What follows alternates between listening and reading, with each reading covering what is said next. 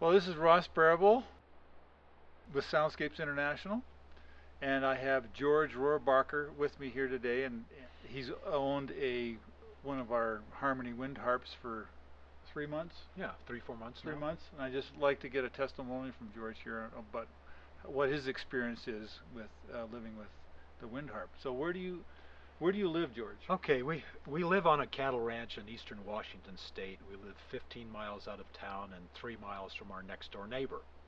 So our cattle ranch is 2,000 acres in size, basically a peninsula surrounded on three sides by 1,500-foot canyons. We live out there with the wild animals and our cattle, of course.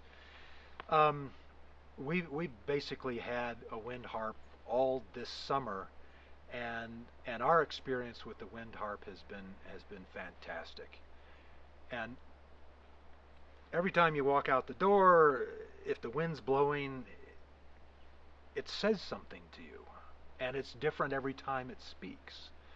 And and my wife Annie was talking about her experience with the wind harp, and she said to me, you know, every time I walk out the door and the wind harp is singing, she said it brings me to consciousness. And I said, what do you mean by that?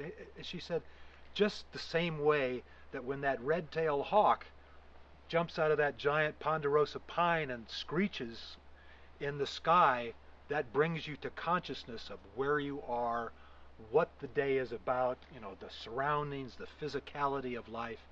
And she said to me that the sound of a wind harp has the very same effect on her as the sound of a red-tailed hawk. It brings her to consciousness with respect and love and passion about living where I am, living in the context in which we are.